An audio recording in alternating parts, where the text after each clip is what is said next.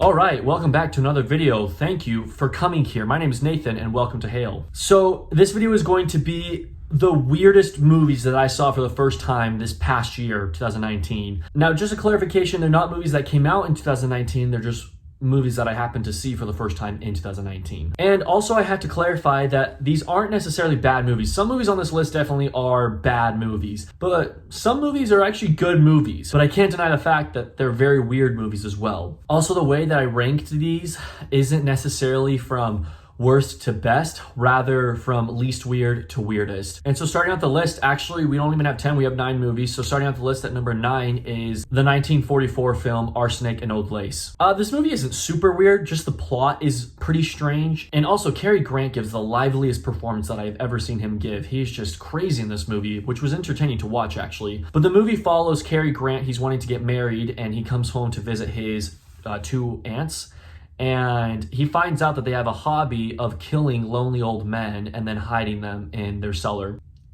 Just very strange, very strange. It's a Frank Capra film, and I love Frank Capra, but just not really what I was expecting. It was just strange. And also the second act of the movie takes a turn that I wasn't expecting, and I didn't like the second half of the movie as much, but for what it's worth, Arsenic and Old Lace, pretty weird movie. Number 8 is a movie that also came out in 1944, oddly enough. It's a Disney film, and it is The Three Caballeros, which I think it should be called The Three Horny Birds, because my heck, these birds are girl crazy, and they want some love. The movie is basically just a 75-minute documentary of South America and Mexico. However, you get Donald Duck and his 2 sidekicks that are just absolutely girl hungry, following these Hispanic ladies. They are hard eyes, all of the above. They are in love and they are ready to mate, or something like that, because this movie was insane. But on a good note, the animation for the time is beautiful. It's very cartoon-esque. And what I mean by that is like slapstick humor. And so the animation is great, especially how they incorporate animation with live action film. I always like that in Disney movies when that happens, such as like in Mary Poppins and things like that. That's a good thing. Everything else was very weird, so number 7 goes to the 2012 film It's Such a Beautiful Day. I want to throw out there that this movie is actually a really good movie. If you haven't seen it, then I recommend you watch it. It's only like 62 minutes long, so easy to watch, and it deals with a lot of serious subject matter such as depression, losing loved ones, and even more. However, there are some scenes in this movie that are just so strange. The animation is very interesting. The dialogue is very interesting as well. It's just a weird movie. You just have to see it for yourself. Number 6 is the 1979 film called A Performance of Macbeth. It stars Ian McKellen, Sir Ian McKellen, sorry, Sarah, and Judi Dench. I had to watch this for a class because I read Macbeth in one of my classes. That's the only reason I watched this movie. It's probably the reason I also find it so weird. It was just not entertaining. It's very strange. The weirdest scene, though, is Ian McDiarmid, the actor who plays Emperor Palpatine in the Star Wars saga. He has this scene where he literally just like tells jokes on the stage for several minutes. He's like shirtless, and I think he's wearing overalls. I try not to think about this very often, and so my memory is a little fuzzy. But from what I remember, it's just him telling knock-knock jokes and weird jokes in Macbeth language. Super strange, very weird, and the performances are weird too. I mean, if you know the story of Macbeth, it's kind of a crazy story. So anyways, there's that. Number 5 is the 1986 film True Stories. I found out about this movie through the Criterion Collection. It is a movie that has musical performances in it. However, I wouldn't really consider it a musical. If I were to categorize it, I'd probably call it a mockumentary of the lives of people who live in Texas. David Byrne is the director and narrator and the main star of the movie, and his narration and direction is all very entertaining, but there are just several scenes in this movie that come out of nowhere. In fact, I laughed in several scenes because I was just wondering what the heck I was watching. Like there's one scene where a family is at the dinner table just eating dinner and a musical breaks out. They just start singing a song. Or there's a scene where there's a model show going on and then a musical number comes out. But the thing is, it's not structured like a musical is.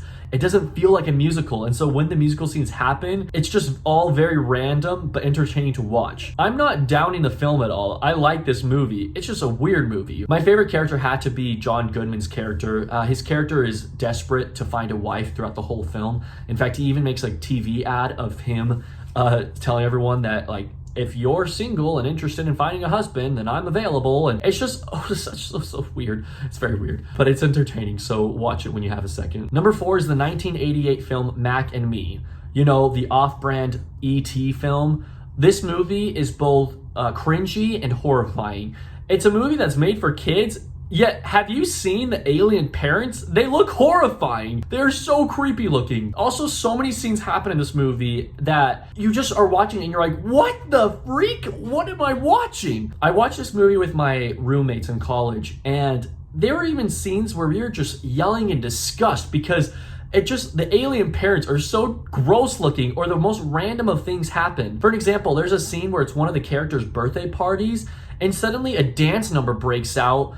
And it's like, why is there a dance number? And then the people who are at the birthday party, there are like, I think they're football players, there's like cheerleaders, there are like adults at this birthday party, and it's for a kid. Like, how does this kid know these people? Why are they dancing in McDonald's? Ronald McDonald is even there. And also, who can forget the iconic scene that Paul Rudd shares every time he's on Conan of Eric flying off the cliff in his wheelchair? Yeah, after seeing this movie, I like that scene even more because literally the context of that scene, you don't need any context. He's literally just rolling along in his little wheelchair in his backyard, you know, just rolling, little old Eric rolling along in his wheelchair, and suddenly he falls down a hill, and you know the rest, it's history, flies off a cliff, and it's hilarious to watch. Number 3 goes to the 2007 film starring Ryan Gosling called Lars and the Real Girl. Now, the plot to this movie is Ryan Gosling's character, Lars, he buys a life-size plastic woman and falls in love with her. That should be enough to tell you how strange this movie is. With that being said, though,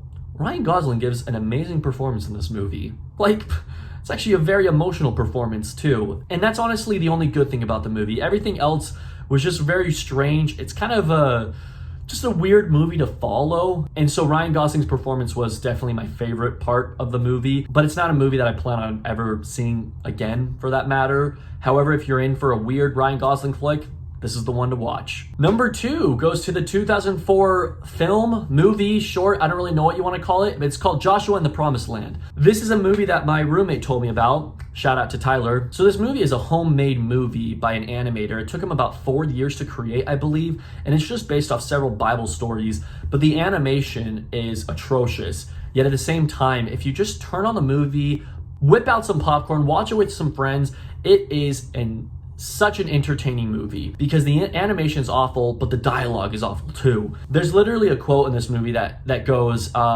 sometimes no means maybe.